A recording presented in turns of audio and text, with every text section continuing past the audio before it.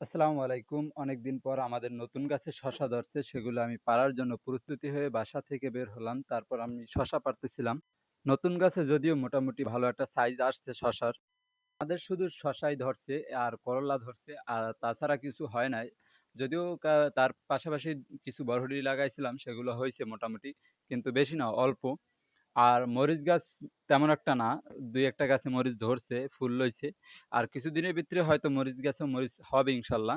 আর যে আছে মিষ্টি কুমড়া বা তরমুজ গাছ, সেগুলোতে সবাই কাল ফুল লইছে, এখন পর্যন্ত হয় নাই। দেখলাম মিষ্টি কুমড়া গাছে কিছু করাও নিছে, কিন্তু পরবর্তীতে হবে ইনশাল্লাহ। আর লাউ গাছ তো মোটামুটি হইতেছে, এখন পর্যন্ত আসে নাই ফলন। নতুন গাছে শসা হইছে, মোটামুটি ভালোই হইছে আলহামদুলিল্লাহ। বেশি পারতে পারি নাই, ১-১.৫ মনের মতো হইছে একটা জাহায়। আরেকটা জাহা মোটামুটি আসবে কিছুদিনের ভিতরে, হয়তো জাহা দেওয়া হয় নাই, পরবর্তীতে দিব ইনশাল্লাহ। গাছ মোটামুটি বড় হইছে। দেখা যায় আর কিছুদিনের ভিতরে, দেখা যায় ১৫ দিনের ভিতরে আমাদের আরেকটা জাহা ছিল, সেটাই আসবে ইনশাল্লাহ।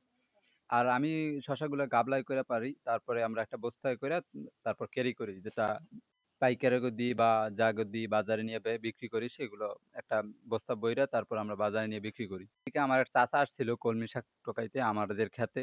সে আবার কলমি শাক নিয়ে গেছে। শসা হলেও আমাদের নিচে দেখা যায় কমলি শাক, সাইসা শাক এগুলো হয়। এগুলো হয়তো আমরা বাজারে বিক্রি করি নাই। মাঝে মাঝে আমরা খাই। তারপর গরুর খাবার হিসাবে ব্যবহৃত হয়। যেমন ঘাসের বদলে আমরা ওইটা খাওয়াই। সাইসা শাক, কমলি শাক। এর আগের ভিডিওতে আপনারা অবশ্যই দেখছেন যে আমরা কি খাওয়াই গরুরে। যদিও আপনারা আমার জন্য দোয়া করবেন যাতে আমাদের ব্যবসায় আল্লাহ বারাকা দান করেন। আর আপনাদের জন্য সকলের জন্য দোয়া রইলো এবং ভালোবাসা রইলো। আর একটু সাপোর্ট করবেন। আর যদি আপনাদের কোনো প্রশ্ন থাকে অবশ্যই কমেন্টে জানাবেন। যদিও আমার শসা পাড়া শেষ, তারপরে আবার খুঁটা বাজাইতে হইব, তাই জন্য রশি টাইনা নিতে আছি। আমি ইলিয়াস আর বাবা।